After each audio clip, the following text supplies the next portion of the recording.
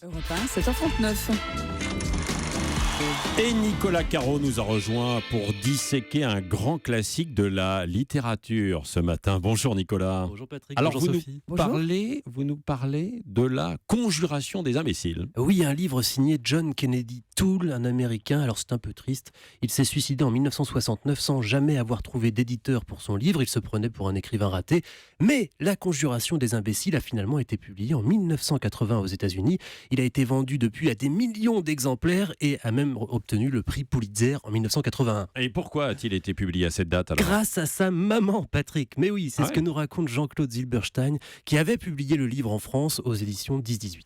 Après son décès, sa mère, formidable maman, a repris le bâton de pèlerin et elle a recommencé à envoyer de nouvelles épreuves dactylographiées du manuscrit à toute une série d'éditeurs.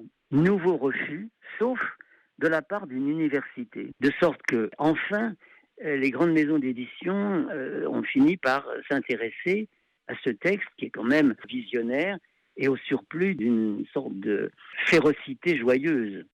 Ne jamais sous-estimer une maman. Hein. N'est-ce Mais pas Nicolas, qu'est-ce qui a tellement plu au lecteur? Eh bien, comme le dit Jean-Claude Zilberstein, c'est sans doute cette férocité joyeuse. C'est un livre à la fois drôle et cruel.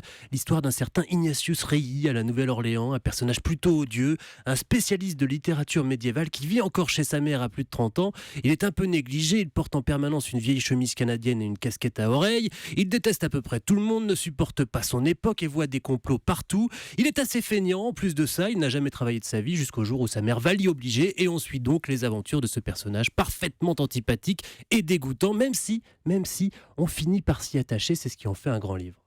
C'est peut-être ce qui a fait l'énorme succès de ce livre. Ce personnage, à la fois truculent et méchant, chacun peut ou a envie, quelque part, de s'identifier. Et les romans dans lesquels on peut s'identifier sont des romans qui connaissent un engouement qui ne se tarit jamais. Parce que chacun d'entre nous peut s'y reconnaître, par fragments, par morceaux.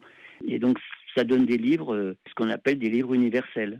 Et Nicolas, le titre aussi est très très fort Ah oui, quand la même. conjuration des imbéciles, c'est intriguant. Cela provient sans doute d'une citation d'un autre écrivain, Jonathan Swift, qui écrivait « Quand un vrai génie apparaît dans ce bas monde, on peut le reconnaître à ce signe que les imbéciles sont tous ligués contre lui. » Alors c'est pas systématique, hein, mais c'est quand même l'histoire de l'auteur Kennedy Toole qui n'aura donc jamais connu le succès de son vivant. La malédiction du livre continue d'ailleurs pour son adaptation au cinéma. De nombreux projets sont tombés à l'eau. Une fois, c'est l'acteur principal qui est mort. Une autre, c'est l'ouragan Katrina qui a dévasté la Nouvelle-Orléans où devait se tourner le film. J'en passe. Un nouveau projet est en cours et on croise les doigts pour eux. Bah oui, quand même. Merci Nicolas Caro. Et en attendant le film, on peut lire ou relire donc La conjuration des imbéciles de John Kennedy Toole. À demain.